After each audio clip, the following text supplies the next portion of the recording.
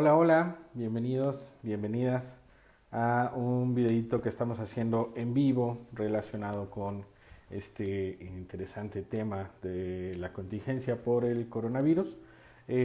Habitualmente en el ámbito terapéutico se identifica que los psicólogos ante crisis de cualquier índole podemos contribuir de alguna manera. Sin embargo, últimamente he visto en Facebook, en tono de broma quizá, o en tono jocoso, que muchos colegas comparten, hombres y mujeres comparten memes de que somos psicólogos y no tenemos idea de qué podemos hacer o cómo podemos contribuir. Y yo creo que siempre podemos hacerlo si nosotros también podemos primero guardar la calma. Entonces creo que es pertinente compartir el día de hoy con ustedes algunos tips o algunas ideas que creo que nos pueden servir para que podamos afrontar mejor estas circunstancias, que evidentemente primero conviene que nosotros, los que estudiamos psicología, independientemente de que nos aboquemos al ámbito laboral, al ámbito clínico, al ámbito educativo, primero tomemos en cuenta estas recomendaciones para posteriormente compartirlas con más personas. Lo primero que les quiero comentar es que en términos generales, cuando se acontece cualquier tipo de crisis, sea una crisis económica, una crisis por salud, una crisis derivada de cuestiones de desempleo, etcétera, es necesario identificar que una de las emociones básicas que todo ser humano sano, normal, siente es el miedo. Entonces, últimamente se escuchan muchos mensajes en los cuales se le dice a la gente que no debe tener miedo. Y esto es absurdo porque sería como decirle a la gente que no debe tener sueño, que no debe tener hambre, que no debe sentir sed. Y es una cuestión biológica que evidentemente no podemos eliminar, no podemos erradicar, no podemos no sentir miedo. Lo único que podemos hacer es, una vez que identificamos que estamos sintiendo miedo, podemos aumentar esa sensación y entrar en pánico, o podemos mantenerla de una forma relativamente controlable para que esto no nos lleve a actuar de forma irracional, por ejemplo, generando compras de pánico. Entonces, punto número uno que les quiero compartir, y que evidentemente es solo un refresh, un recordatorio para todos aquellos colegas que me ven, es que las emociones son cuestiones biológicas, son cuestiones automáticas que no podemos eliminar. Simplemente podemos, a partir de lo que nos decimos dentro de nuestra propia cabeza y a partir de lo que dialoguemos con aquellos que nos rodean, podemos incrementar el miedo y generar que se convierta en pánico, o podemos hacer medidas o tomar medidas que nos lleven a tener un poco más de tranquilidad, y que este miedo, aunque no va a desaparecer porque un cerebro sano siente miedo, sí nos permita tomar decisiones un poco más racionales. Entonces, dicho lo anterior, quiero compartir con ustedes 3 ideas que me parece que nos pueden ayudar a que empecemos a guardar un poco más la calma como especialistas en temas relacionados con la conducta humana, y que podamos compartir estos tips con otras personas. Si nosotros, que somos psicólogos, no logramos guardar la calma, será muy complicado que podamos transmitir esta intención a otras personas. Entonces, dicho lo anterior, antes de comenzar, veo que hay algunas personas que ya se están conectando. Entonces, déjenme ver si puedo brevemente saludarles. Saludos Denise, saludos María Fernanda, saludos Alex, Beth, saludos Juan Carlos, Nancy, Vanessiña, Jessica, saludos. Saludos colegas, saludos amigos, saludos amigas. Eh, Les platico brevemente. Cuando, de acuerdo a lo que sabemos al día de hoy, eh, al día se publican entre 1000 y 1500 estudios científicos sobre cómo funciona el cerebro. Entonces, lo que el día de hoy les voy a compartir probablemente es válido para el día de hoy, o probablemente es válido, era válido hace unos meses, y quizá el día de mañana esto cambie, o quizá hoy mismo ya esté cambiando. Sin embargo, quiero compartirles esta información porque creo que es útil partir de algún punto. Se sabe que cuando el cerebro se sobresatura y cuando recibe demasiados estímulos, demasiada información, empieza automáticamente este miedo, que es normal que sintamos, empieza a aumentar, y empezamos a entrar en pánico y empezamos a tomar decisiones poco racionales. Entonces, hay una regla muy básica que un biólogo molecular llamado Stanislav Bachrach, en un libro que se llama En Cambio, comparte con la gente, que dice que cuando tenemos más de 4 elementos o 4 estímulos que en ese momento nos están llegando, es decir, si tenemos 5, 6, 7, etcétera, automáticamente el cerebro se bloquea. Es como cuando en una situación de trabajar en la computadora abrimos demasiadas páginas, la máquina empieza a alentarse, y metafóricamente es lo que también nos acontece. Entonces la sugerencia es identificar que tener demasiados estímulos, es decir, estar recibiendo demasiadas noticias por distintos canales, automáticamente va a empezar a generar que nuestro cerebro se empiece a ralentizar, se empiece a alentar y que esto nos lleve a tomar decisiones poco racionales. Entonces la primera sugerencia que conviene tomar en cuenta es identificar que tenemos o nos conviene tener cierta depuración de los medios por los cuales nos está llegando la información. Actualmente vemos información por Facebook, vemos información por Twitter, vemos información por WhatsApp, vemos información por YouTube, vemos información dialogando con la gente, vemos información en las noticias. Si se percatan simplemente de lo que les he mencionado, ya son 6 canales por medio de los cuales nuestro cerebro está recibiendo constantemente información. Entonces, lo primero que conviene es recordar que más de 4 canales o más de 4 medios por los cuales me llega la información automáticamente me van a ralentizar y por tanto me conviene prestar atención a qué medios utilizo para informarme. La sugerencia que yo les daría es elijan aquellos que para ustedes sean más accesibles, sean más cómodos.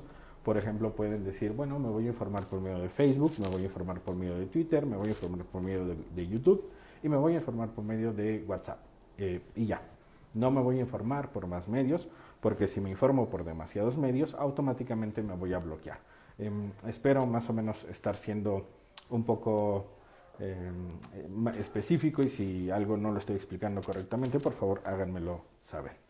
En términos generales, yo les invitaría a que se informaran, en primer lugar, sobre el coronavirus de 3 aspectos. ¿Qué es el coronavirus? ¿Cómo se transmite? Y, fundamental, ¿cómo no se transmite? Y para ello pueden tener acceso a cientos de videos que se han realizado en YouTube de entidades académicas o pueden acudir a la página de la UNAM en YouTube y ver videos relacionados con este punto, o si lo consideran pertinente, meterse a la página de la Secretaría de Salud y verificar qué han dicho, qué videos han realizado específicamente sobre este punto. Eso sería el primer gran tema que nos conviene tener en mente.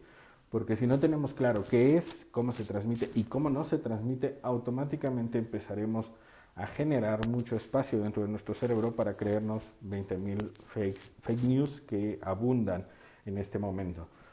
Si no tenemos muy claro cómo se transmite y cómo no se transmite, probablemente nos vamos a creer los cientos de memes y cientos de noticias falsas que abundan, por ejemplo, en Facebook y en WhatsApp.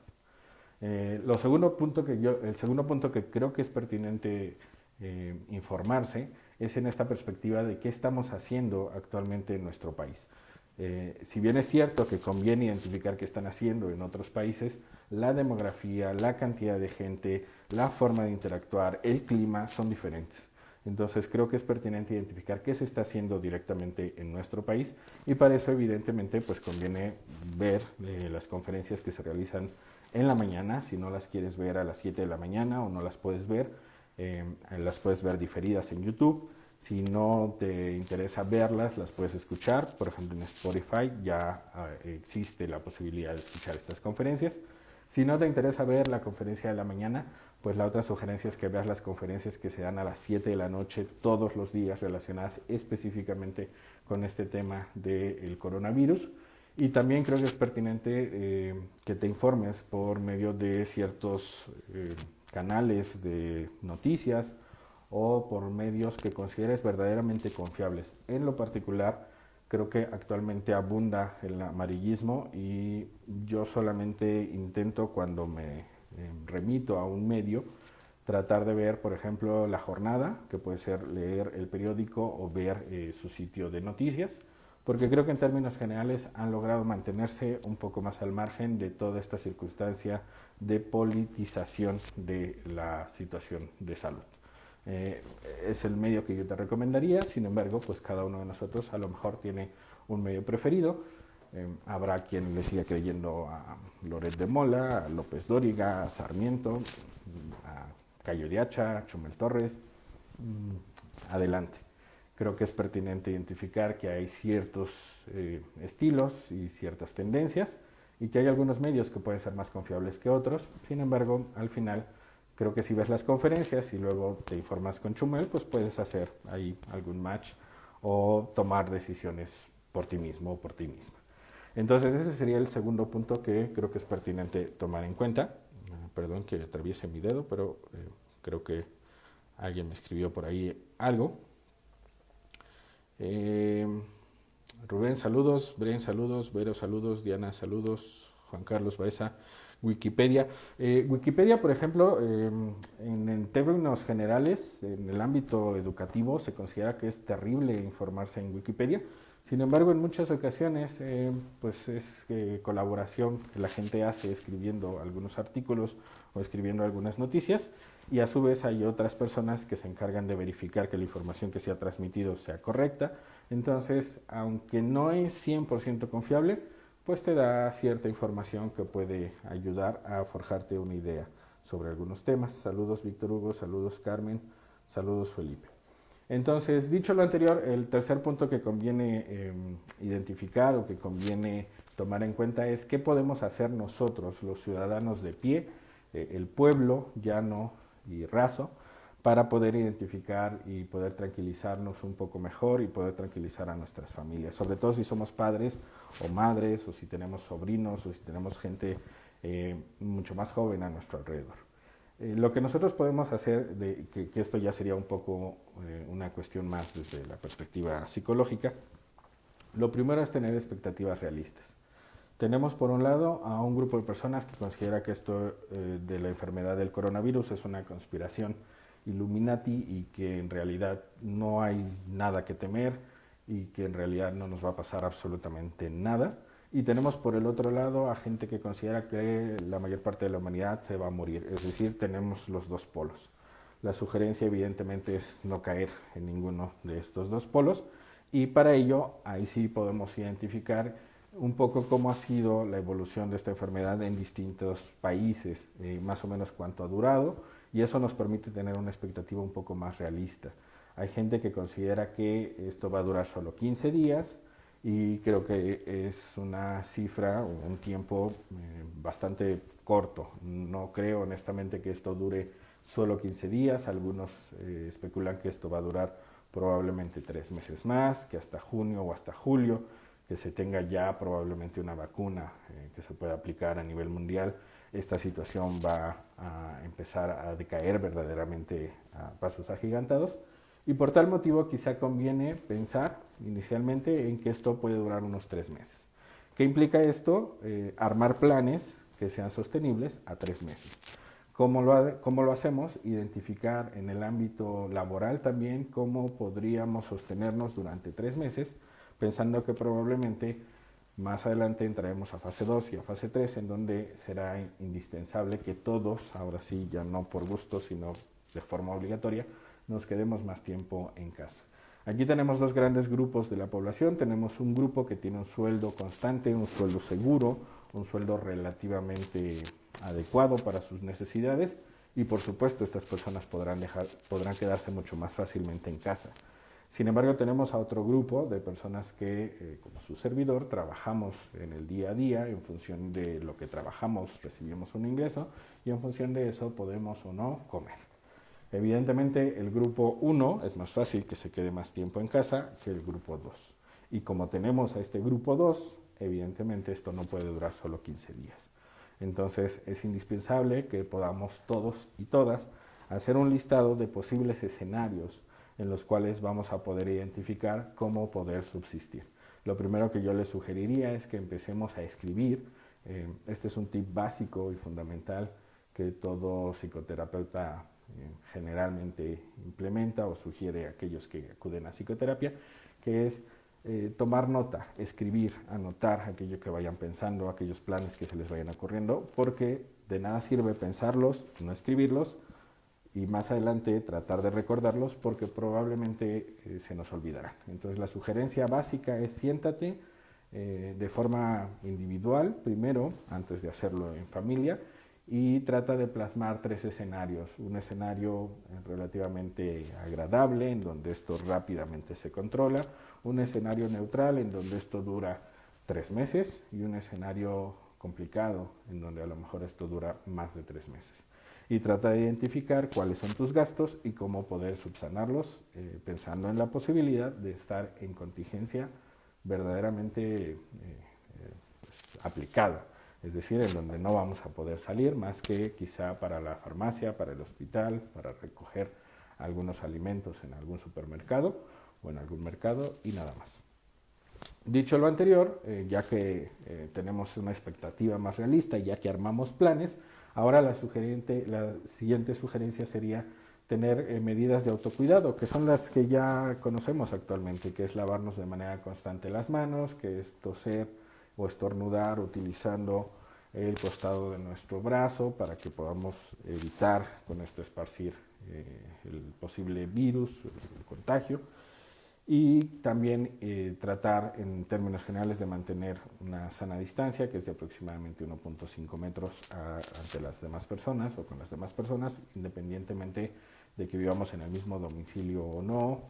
Entonces creo que es pertinente seguir tomando estas medidas y hacerlo cada vez más y no partir de la idea de que a nosotros nada nos va a pasar porque somos relativamente jóvenes, porque probablemente de todas maneras, aunque nosotros lo seamos, tenemos padres o tenemos abuelos que se pueden contagiar fácilmente.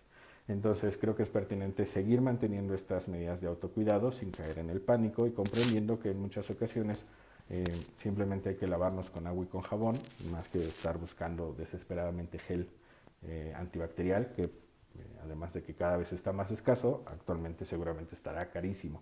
No es necesario con agua y con jabón y con mantener esta distancia y tener estos cuidados y limpiar las superficies que hayas tocado si consideras que tienes alguna posible enfermedad, pues con eso es más que suficiente por el momento. Y el otro punto es diseñar nuevas rutinas que para ti sean rutinas accesibles o adecuadas. Esto implica tratar de no simplemente quedarte en casa viendo series o viendo películas, porque también sabemos que cuando el cerebro deja de estar en cierto movimiento, en cierto trabajo, en cierta actividad que le exija cierto gasto de batería, automáticamente eso también nos puede llevar a sentirnos no solo con mayor miedo, sino que también otras emociones como la tristeza se empiecen a detonar. Entonces es indispensable que hagamos que nuestro cerebro siga trabajando. Algo que podemos hacer es pensar en qué nos gustaría aprender. Por ejemplo, a mí algo que me gustaría aprender es a dibujar, porque creo que es una de las habilidades que no poseo actualmente. Y entonces la idea es buscar, por ejemplo, en YouTube o incluso en sitios como Coursera o Doméstica, que han abierto algunos cursos gratuitos que anteriormente eran de paga. ¿Qué cursos me gustaría tomar para que podamos obligar de alguna manera a nuestro cerebro a no simplemente estar realizando acciones ociosas o de descanso? ¿Por qué? Porque si un cerebro deja de ponerse a trabajar y se mantiene simplemente en confinamiento, probablemente no solo incrementa el miedo, sino que también la tristeza se puede desencadenar. Entonces, dicho lo anterior, creo que estas son algunas medidas muy básicas que podemos empezar a implementar en el día a día y que en realidad no necesitamos grandes cosas para poder implementarlas. Ahorita haremos brevemente el resumen por si no nos pudieron ver desde el principio, además de que pueden regresar el video una vez que haya quedado grabado. Saludos Nan, saludos Lisbeth, saludos Naye, Mari Carmen, Arturo, Carmen, Jams, saludos Mari Carmen. Qué gusto verte, Charlie. Están encerrados con los peques, es todo un tema. ¿Alguna recomendación? Sí, la recomendación básica en el caso de los pequeños es explicarles en primer lugar el por qué estamos en esta situación. Evidentemente hay pequeños, muy, muy pequeños como para que lo puedan entender. Sin embargo, probablemente a partir de los 6, 7 años ya es mucho más factible que comprendan a qué nos estamos refiriendo con este tema de contingencia, explicarles lo de Susana Distancia, que de hecho el gobierno acaba de sacar como este personaje que se llama Susana Distancia, que explica mediante gráficos, mediante infografías o mediante videos caricaturizados cómo se puede mantener esta sana distancia de 1.5 metros entre las personas. La sugerencia ahí es poder implementar alguna estrategia que permita que los niños también se pongan no únicamente a ver películas o únicamente estar en internet, sino que también puedan realizar algunas actividades interesantes. Un tip que funciona muy bien, que se está implementando por ejemplo en España, es que hay unas personas que lo que hacen es días temáticos. Por ejemplo, dicen los lunes vamos a viajar a Francia, los martes vamos a viajar a Alemania, los miércoles vamos a viajar a la India. Y entonces lo que hacen es tratan de hacer guisados, por decirlo de alguna manera, relacionados con esos países. Por ejemplo, el día de mañana vamos a viajar a Alemania, entonces mañana vamos a comer hot dogs y vamos a ver películas alemanas y vamos a aprender 2 o 3 palabras del alemán y vamos a ver videos sobre cómo es Alemania o sobre algún museo relacionado con Alemania y vamos a escuchar música sobre algún compositor, preferentemente de música clásica o de cierto nivel de calidad, de Alemania. Y eso lo pueden ir variando, a lo mejor cada 2 o 3 días, es como un viaje virtual. Lunes viajo a Alemania, martes regreso a México, miércoles viajo a Francia, jueves regreso a México, viernes viajo a Italia, sábado me quedo en México igual que el domingo. Entonces creo que esto puede ayudar un poco a que no solo los pequeños no se aburran, sino que nosotros también como padres, como tíos, como abuelos, tengamos una interacción mucho más sana y mucho más interesante. Y además estaremos poniendo en funcionamiento a nuestro cerebro, lo estaríamos obligando a pensar y creo que en términos generales eso es fundamental para que podamos aguantar, porque recuerden, aunque sería genial que esto terminara en 15 días, probablemente nos vamos a aventar unos 3 mesecitos. Entonces la idea es implementar técnicas que funcionen durante 3 mesecitos, no solamente durante 15 días o como en Jalisco, que les pidieron que estén 5 días encerrados a todo el mundo. Son medidas un poco a veces políticas más que científicas. Entonces espero que con esto haya respondido Mari Carmen. Mar, saludos, saludos Miriam, saludos Tania, Mari Carmen, padrísimo, muchas gracias. No, pues al contrario, gracias a ustedes por verme. Yo tenía un ratito que no hacía videos en vivo porque la red que tenemos aquí en el edificio, estoy actualmente en mi consultorio en espera de mis siguientes pacientes, y la red que a veces tenemos en el edificio pues colapsa un poco porque es una red pública que nos permite a todos los que atendemos aquí tener acceso a internet. El día de hoy, como hay menos personas, porque es sábado, consideré pertinente platicar sobre este tema, sobre todo porque he visto que muchos colegas están desesperados y creo que si nosotros como psicólogos no sabemos controlar nuestro propio miedo o poder entrar un poco en situaciones de mayor tranquilidad, será muy complicado que podamos transmitirle eso a los demás. ¿Y por qué conviene que estemos en situaciones de mayor tranquilidad? ¿Por qué conviene que sepamos controlar nuestro miedo? Porque si entramos en pánico, automáticamente comenzaremos a realizar acciones que, en lugar de ayudar, perjudiquen no solo a nosotros, sino a los demás. Por ejemplo, las compras de pánico, o creernos todo lo que en WhatsApp nos dicen, o tratar de tomarnos 20,000 remedios naturales para intentar mejorar nuestro sistema inmunológico, cuando en general si tenemos una buena alimentación el sistema inmunológico pues estará bien. Entonces creo que es pertinente que recordemos que como psicólogos, como psicólogas, tenemos mucho que decir y tenemos mucho en lo cual podemos apoyar. Y también es muy importante identificar que es totalmente normal que en esta situación tengamos miedo. Y ojo, también identificar que en realidad no solo es normal que tengamos miedo por la situación de salud, sino que también es normal que sintamos miedo porque no sabemos si terminando esta contingencia seguiremos teniendo trabajo, porque no sabemos si nos alcanzará el dinero, sobre todo aquellos que trabajamos de forma independiente, porque no sabemos qué va a pasar con nuestros padres, con nuestros abuelos. Es decir, hay muchas razones por las cuales es normal tener miedo. Y estas ideas de simplemente no debes tener miedo y a ver cómo le haces, pero elimina tu miedo, son ideas absurdas, porque en realidad el miedo, al ser algo biológico, al ser algo automático que nuestro cerebro siente, no lo podemos eliminar. Lo único que podemos hacer es tomar ciertas medidas que nos permitan que ese miedo se mantenga en un nivel aceptable, no va a desaparecer porque un cerebro sano siente miedo, y estas medidas nos van a evitar que este miedo incremente y que entremos en pánico.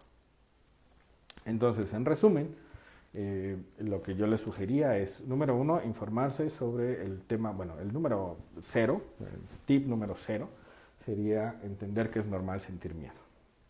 Incluso yo les sugeriría, como un ejercicio terapéutico, que escribieran cuáles son sus miedos en este momento. y que se permitieran aceptar que en ocasiones pueden ser miedos no únicamente relacionados con el tema de la salud, sino también relacionados con el tema económico, o con el tema del empleo, o con el tema de familiares que se pueden enfermar.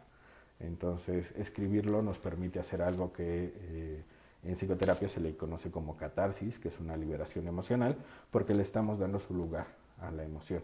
Y eso automáticamente genera que nuestro cerebro se empiece a tranquilizar.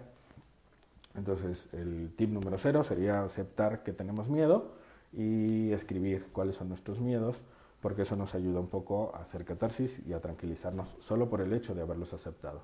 El segundo, el punto número 1, ese es el 0, el punto número 1 es que se informen sobre el coronavirus, específicamente 3 puntos, qué es, cómo se transmite y cómo no se transmite. Si lo tienen bien claro, ¿cómo es tenerlo bien claro? Si se lo pueden explicar a un niño de 6 años de edad o menos, con claridad, es que ustedes lo tienen claro. Entonces, esa es la idea, un poco que ustedes lo pueden explicar fácilmente y al final les compartiré en este video o en publicaciones que posteriormente haré un video que me parece bastante ilustrativo sobre el coronavirus y también medidas que creo que en términos generales a todos nos conviene tener presentes, que son evidentemente más específicas. El segundo punto, el punto número 2 que yo les recomendaría es que se informen sobre qué se está haciendo en México, porque si se creen que en realidad no se está haciendo nada, pues van a entrar más rápidamente en pánico. Entonces creo que es pertinente identificar qué se está haciendo y para eso las 3 acciones que pueden tomar en cuenta es ver las conferencias que se realizan a las 7 de la mañana de lunes a viernes.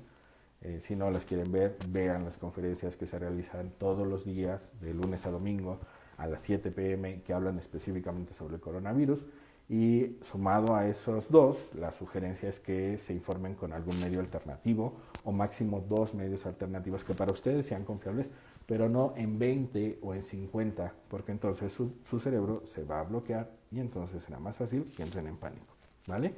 Y el punto número 3 es que de forma individual sepan que sí pueden hacer algo, es decir, que no todo lo tienen que hacer el gobierno o la Secretaría de Salud o alguien externo, sino que yo puedo hacer algo para yo ayudarme y ese algo es tener expectativas reales, contemplar 3 posibles escenarios, un escenario en donde a lo mejor esto se resuelve en 15 días o en un mes, un escenario más neutral, más realista, en donde esto se resuelve en 3 meses y un escenario que no esperábamos, en el cual esto se lleve mucho más tiempo. ¿Y qué harías en ese aspecto para pagar la luz, el agua, el teléfono, la renta, las facturas?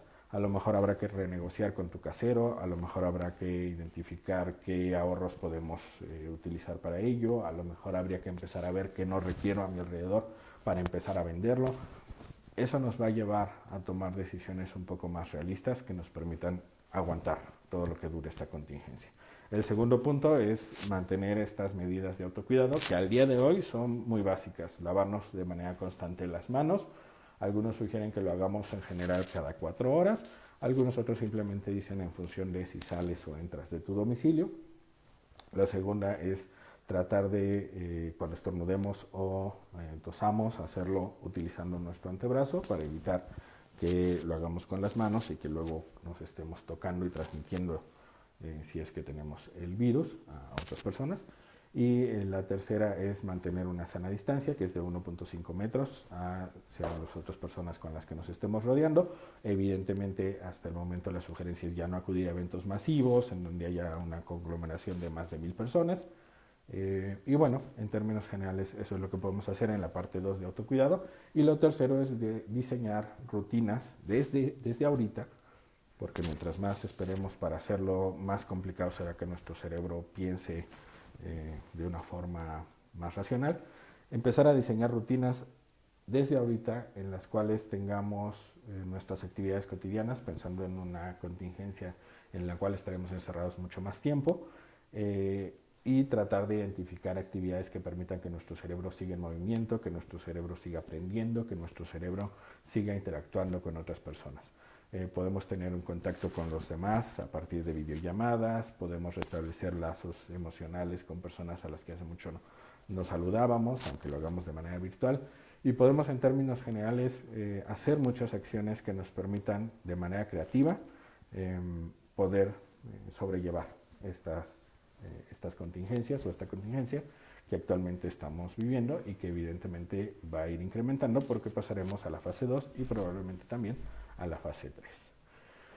Y bueno, pues dicho lo anterior, creo que era lo que en este momento les quería compartir, una invitación especial a todos mis colegas, hombres y mujeres, a que implementen estas acciones de forma inicial para que así también se puedan sentir más tranquilos, más tranquilas y puedan compartir esta tranquilidad con los demás. Dentro del ámbito de la psicoterapia es salud mental y por lo tanto incluso dentro de la fase 2 probablemente algunos colegas seguiremos dando psicoterapia, tanto presencial como online. Sin embargo, evidentemente si llegamos a la fase 3 o si dentro de la misma fase 2 pues la sugerencia es parar actividades, pues evidentemente convendría hacerlo, seguiremos estas recomendaciones y por supuesto que para poner a nuestro cerebro a trabajar, lo que tanto Sujin como yo hemos determinado es que probablemente vamos a diseñar algunos videos, algunos cursos que vamos a hacer en videos de manera gratuita para que pues sigamos teniendo interacción con ustedes y para que tanto nuestro cerebro como el de ustedes siga trabajando, porque eso nos va a permitir aguantar mejor esta contingencia. Entonces quiero invitarles a que también identifiquen qué cosas podrían ustedes a lo mejor enseñar a otros, no solo a su familia, sino a otras personas a través de la tecnología. Puede ser aprender a dibujar, puede ser aprender a pintar, puede ser aprender a cuidar plantas, no lo sé, todos tenemos infinidad de conocimientos que podríamos transmitir a otros y creo que este momento de la contingencia quizá puede ser una excelente oportunidad para que nos demos chance de compartir nuestro saber, de valorarlo primero y después compartirlo para que otras personas pues tengamos un nuevo conocimiento gracias a ustedes. Entonces, dicho lo anterior, espero más o menos haber explicado adecuadamente las sugerencias que considere pertinentes compartir. Espero haberles invitado a que, sobre todo a mis colegas, pues se sientan un poco más tranquilos o sepan cómo sentirse un poco más tranquilos para que a su vez puedan compartir esto con otras personas. Espero haber explicado más que podemos hacer en aspectos personales y les invito a que pues sigamos interactuando por medio de esta red para que podamos después compartirles qué cursos gratuitos vamos a compartir y que con cuaderno y pluma en mano también vayan tomando nota de lo que les vamos a estar compartiendo, porque creo que en general es un excelente momento para que pasemos una contingencia un poco de forma más agradable, tratando de no solamente ver cómo lograr nuestra propia tranquilidad, sino también ayudando a otros a que se sientan mejor. Entonces, les mando un abrazo virtual enorme. Gracias a aquellos que se conectaron al final, gracias Abel, gracias Valerie, gracias Alberto, gracias Ann, gracias Diane, abrazo Charlie, abrazo Diane, Talis, gracias por verme, Mari Carmen, gracias por todo. Al contrario, gracias a ustedes por darse el tiempo de visualizarme. Espero que si tienen alguna duda, pregunta, comentario, abucheo, reclamación, inconformidad o algo que quieran compartirme, lo pueden hacer al final en los comentarios de este video o también me pueden mandar mensajito privado como algunos lo llegan a hacer y bueno, pues seguiremos en contacto, por supuesto, ya sea de forma presencial o de forma virtual. Reitero lo sugerido, lean un buen libro, disfruten sus alimentos, disfruten a su familia. Seguimos vivos por el día de hoy y entonces esa es una excelente noticia. Nos vemos en el siguiente videito. Les mando un abrazo. Hasta pronto.